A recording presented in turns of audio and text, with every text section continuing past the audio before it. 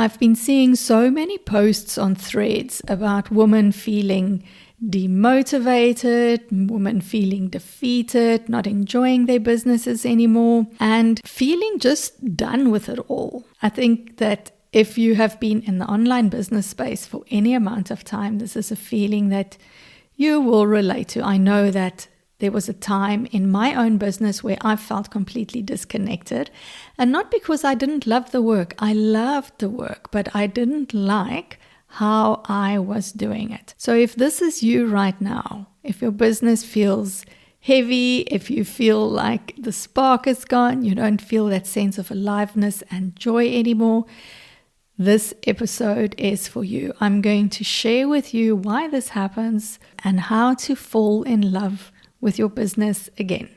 Welcome to Beyond Burnout for Driven Women. I'm Tertia, and this is where we go from burnout to abundance, and we take your nervous system along for the ride.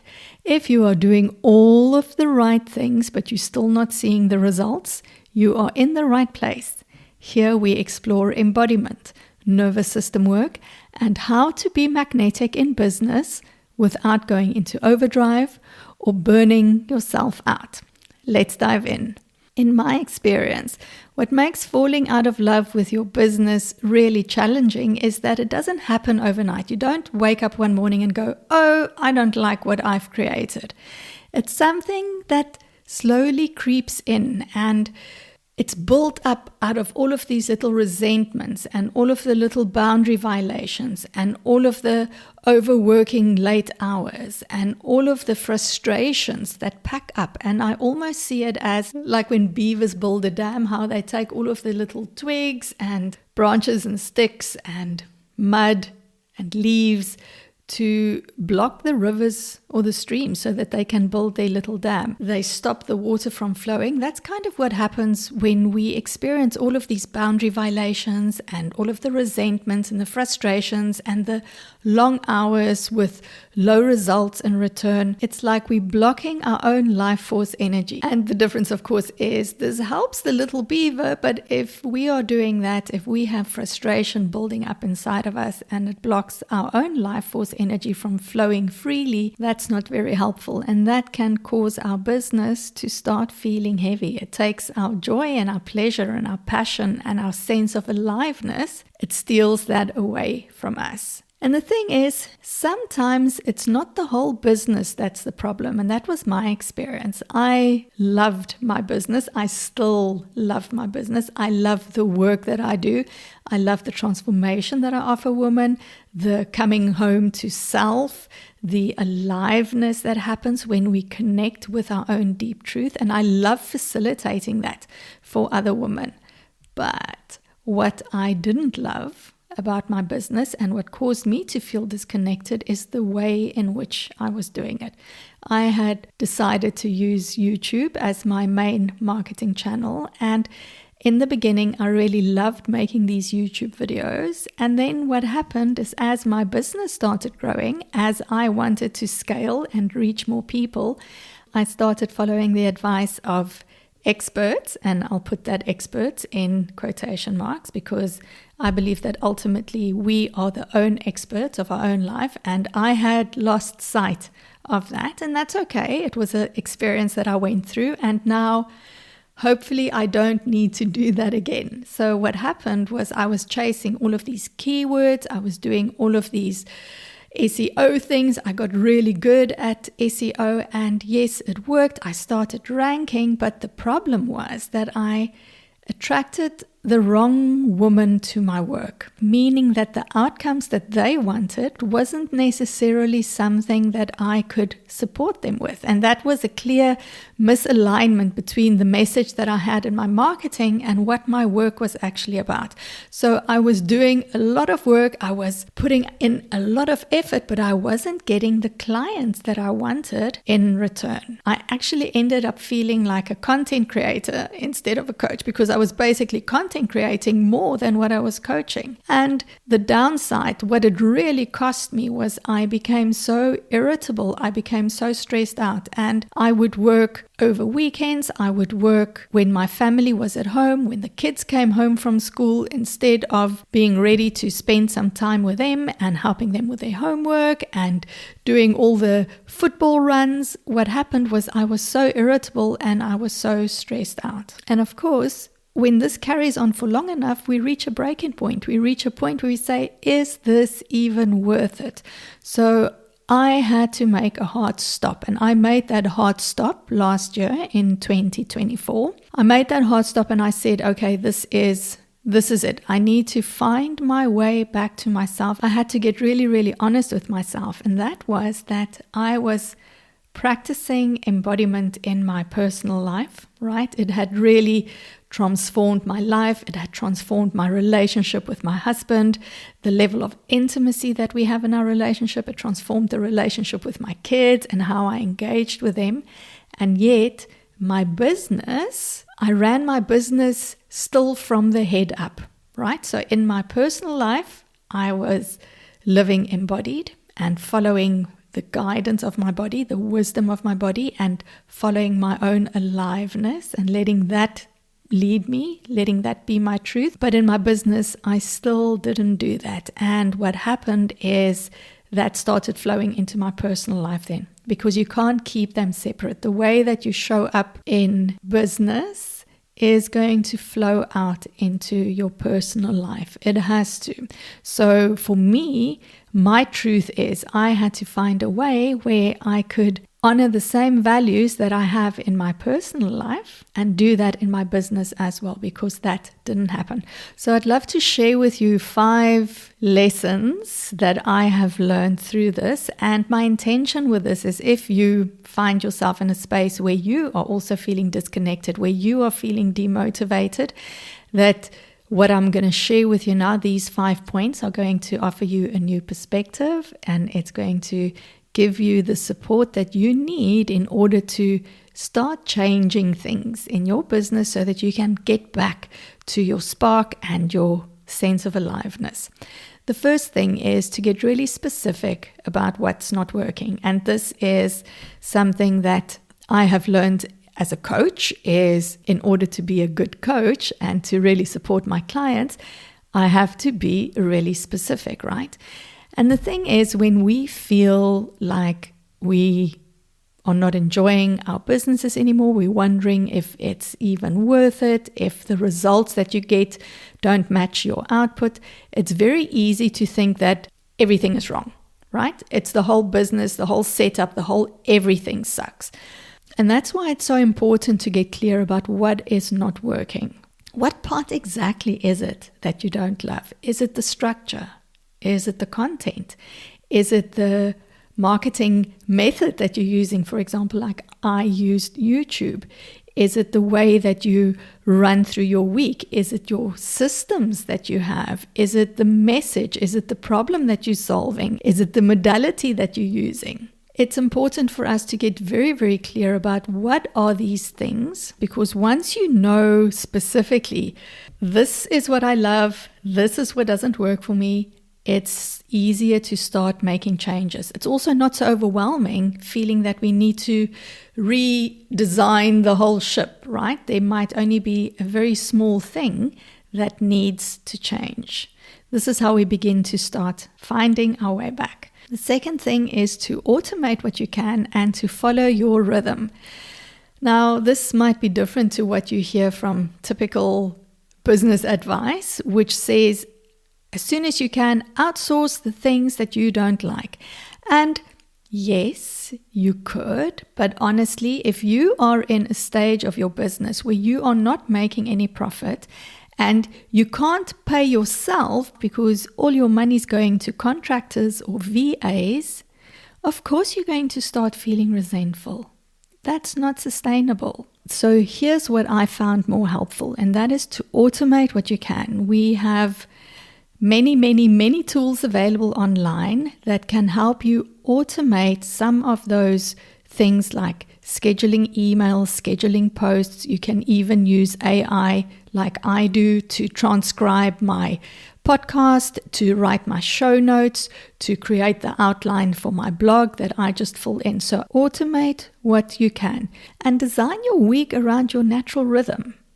So we all have our own natural rhythms. For example, I'm a morning person. I'm very creative in the mornings. I'm very strong and powerful and motivated from the moment that I wake up. And then when it's after lunchtime, I start going down. So in the mornings is when I usually record my podcast because my energy is high and I also want to transmit that energy to you. And in the afternoons, I'm really good at working on step-by-step methodical things, spreadsheets, admin, that kind of thing. So that's how I work. You may be the other way around, where you take a while to warm up and to wake up. I know my husband is like that. So he takes a while to kind of wake up, but he can just go on forever into the night. And if that is you, how can you allow for that rhythm to be honored in the way that you create content or set up your client sessions? Now, I do have a general loose framework that I use, and that is that on Mondays and Tuesdays, I usually reserve that for my content creation.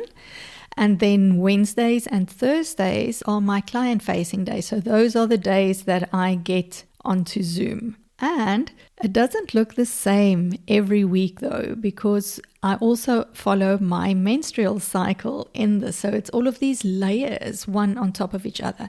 And typically when I'm menstruating, I'm not going to record podcast episodes because my energy for that is just not there. And when I'm ovulating, that's when I'm really on fire. So I have a structure and a system in place so that my creativity can free up, and I honor my rhythm through that. And why I believe this is so important is now I am the one who decides when I'm doing what, and I'm not being described by the algorithm or by the content creation gurus, and I'm putting that in quotation marks again, about how you should actually do this. I'm following my own sovereign expertise and guidance.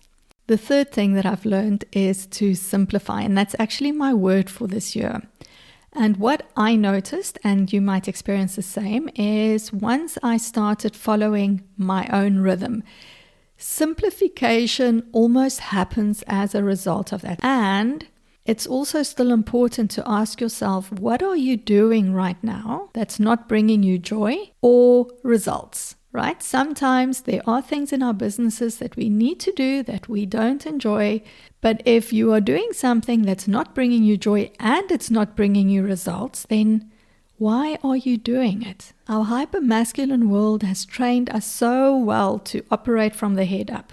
All right. And what happens is our attention is always pointed outwards and away from ourselves when we are in the habit, because it is a habit, of operating from the head up. So you disconnect it from your intuition when that happens. You disconnect it from your inner wisdom, and you are disconnected from your desires.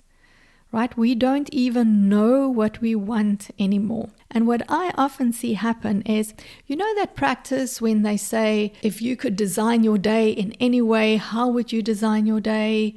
If it wasn't about making any money, what would be the things that you would do?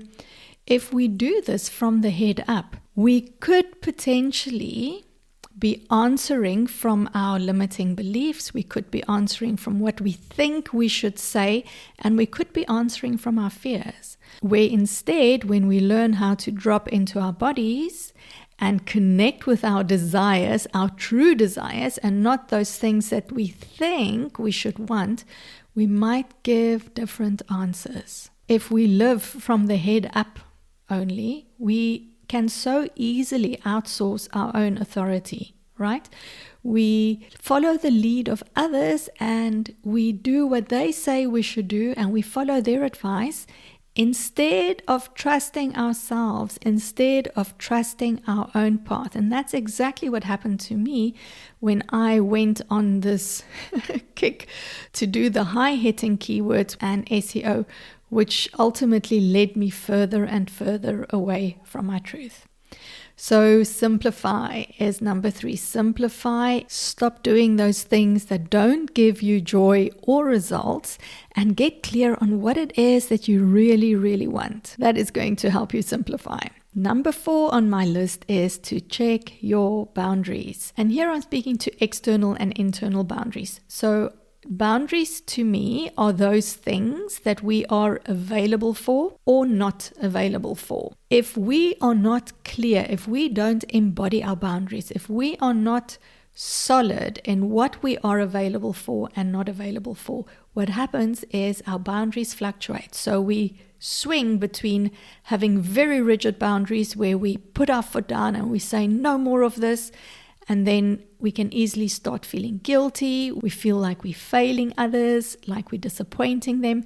And then we veer over to the other side where we overcompensate by having no boundaries in place. And this is a very exhausting and frustrating place to be in. So here's a question for you. Where are you saying yes or giving in or allowing?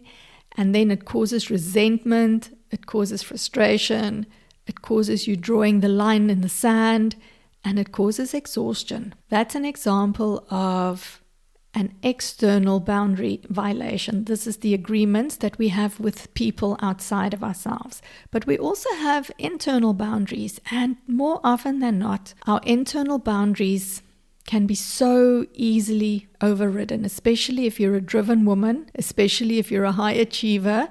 It is very easy for us to break those agreements that we have with ourselves. But here's the thing, if you keep on overriding yourself, it's like you break your word to yourself. You keep on breaking the promises that you have in place with yourself. And this could be because you're pushing yourself too hard. It could be because you said that you're going to take it slow and you're going to practice more self-care, and then you just forget that you even had that agreement with yourself in place, and you just go at 120 miles a second again. Whatever that looks like for you. The problem is every time that we break the agreement with ourselves, it's like we are punching holes into our own power bucket. So the way that I see it, it's like your personal power is contained in a bucket. And whenever you are breaking the agreements with yourself, whenever you go against your own word within yourself, you're punching hole in this bucket, and your life force, your creativity, your passion, your aliveness, it actually leaks out through the holes in the bucket.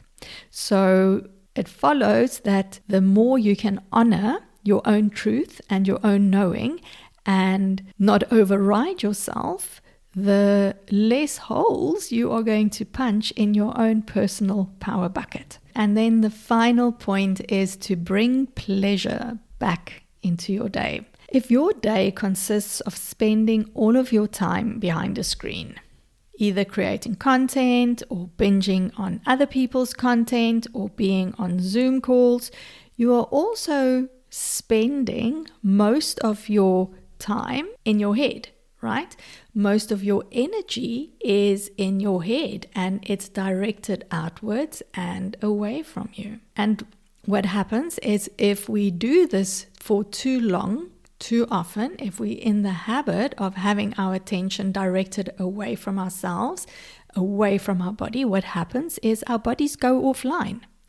We start feeling dead below the neck.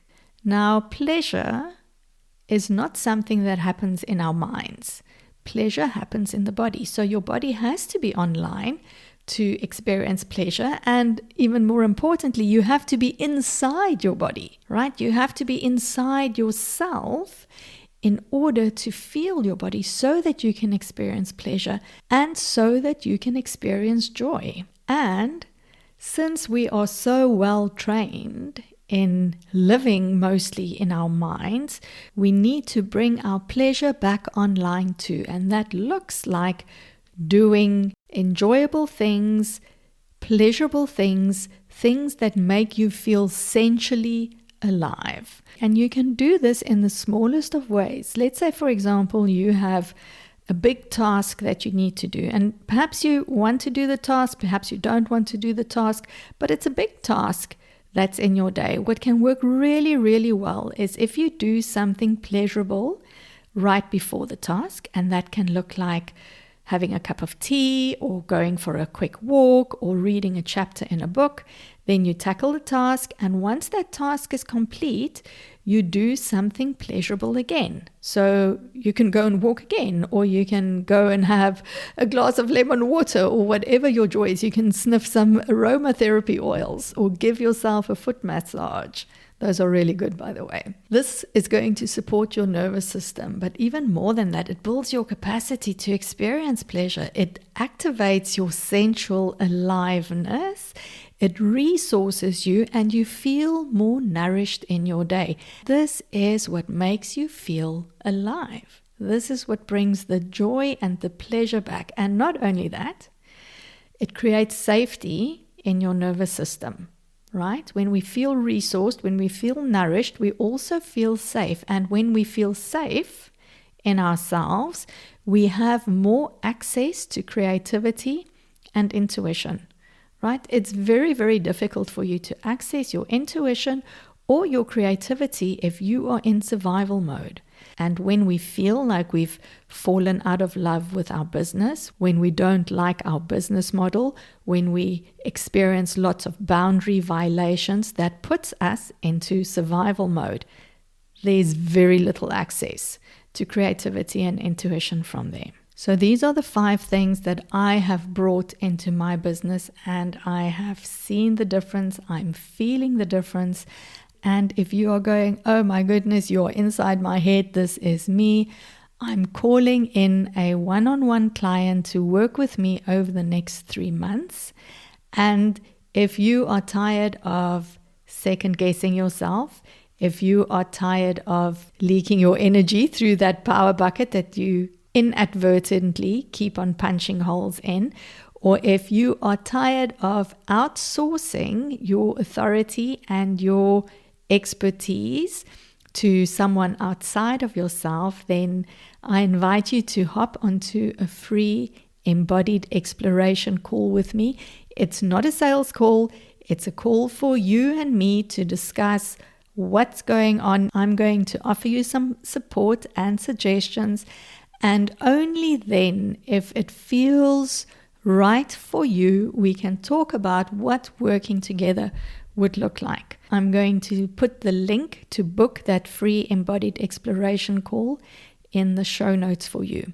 And then I'm going to wrap us up with a few announcements. The first is that I'm taking a short break for the next 2 weeks. So I'll be back here last week of July, well, depending on when you're listening to this episode, but the date is the last week of July. I'll be back here again. And if you are not on my newsletter, make sure that you are signed up, because this is how you can get all of the behind the scenes information, and you'll also hear when I open up new things. And come find me on Threads. I'm loving Threads. It is a social media platform that works with my Simplify word for this year, and I would love to connect with you there. And then the last announcement that I have is that in August, I'm launching my group program again. I'm going to be sharing all of the juicy details around that soon. And while we are in the beautiful summer energy up here in the Northern Hemisphere and my own magnetic energy that I'm sitting in right now, I'm also calling in 6 women for that group program. The reason why I'm limiting it to 6 is because I love these smaller containers where I get to work intimately with you and we go really deep. So if that's calling to you, make double sure that you are on my email list, or you can even send me a DM. And again, all of those links down in the show notes. I'm so happy that you tuned in today, and I'd so appreciate you to leave a rating if you are listening on Spotify, or if you're listening on Apple Podcast, a rating and a review about your takeaway in this episode or any of the other episodes that you have listened to. Have a lovely 2 weeks, and I will speak to you soon. Bye.